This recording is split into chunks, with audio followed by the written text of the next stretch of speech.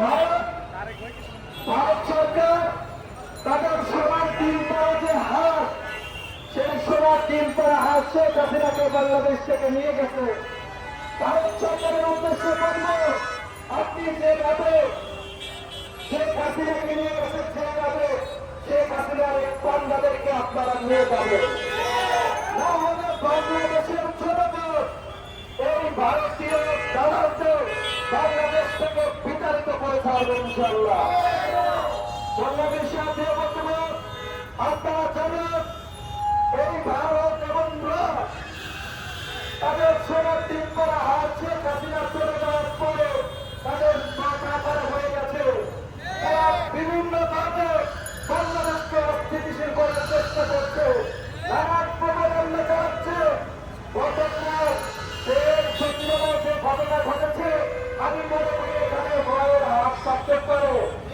কারণ যখন এতদিন কোন আন্দোলনের ঘটনা ঘটেনি, যখন বিনিয়োগ বিগ্রহের ঘটনা পুরো তদন্তের বিষয়টি এসেছে এবং উপকরণ মহল থেকে বলা হচ্ছে ভারতীয় রোয়ার এতে জড়িত, ঠিক তখনই এই ঘটনা। তারা এই নথিগুলো পুড়িয়ে দিয়ে তারা বিনিয়োগ বিগ্রহের যে পুরো তদন্ত এবং ভারতীয় আগ্রাসনকে আবার বাংলাদেশে পুনরুজ্জীবিত করতে চায়। সংগ্রামী সাথী, আমি বলতে চাই, এই ভারত আমাদের পণ্য দিবে না বলে বিভিন্ন মিডিয়া তারা বলাবলি করছে, কিন্তু আমরা যদি তাদের কাছে পণ্য না কিনি তারা না খেয়ে মরবে। এমনিতে আমাদের দেশের টয়লেট নেই, যে দেশের টয়লেট নাই সেই দেশে আবার আমাদের ভয় দেখায়। হাস্যকর না? ওদের মাথা পিছু আয় কত আর আমাদের মাথা পিছু আয় কত? ভারত সরকারকে বলবো, আমাদের হুমকি ধমকি দেওয়ার আগে অবশ্যই এগুলো যাচাই বাছাই করে নেবে।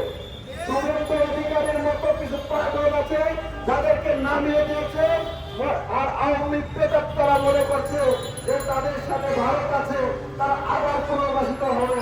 এই সত্য, এই আওয়ামী লীগ প্রেতাত্মারা যদি থাকে, বাংলাদেশের ছাত্র জনতা সমুচিত জবাব দিতে প্রস্তুত আছে। 5 তারিখের পরে বাংলাদেশে ছাত্র জনতা ঘুমিয়ে যায়নি। 5 তারিখে আওয়ামী লীগের পতন হয়নি, 5 তারিখে ভারতেরও পতন হয়ে গেছে। ভারত শেখ হাসিনাকে রাখতে চেয়েছিল, কিন্তু আমরা আওয়ামী লীগ এবং ভারতের সাথে যুদ্ধের মাধ্যমে এই বাংলাদেশকে অর্জন করেছি। সেই বাংলাদেশকে আর জীবনে যেতে দেওয়া হবে না। এই জন্য বাংলা ছাত্র জনতাকে সংগঠন থাকার জন্য আহ্বান জানিয়ে আমি আমার সংক্ষিপ্ত বক্তব্য শেষ করছি। আসসালামু আলাইকুম।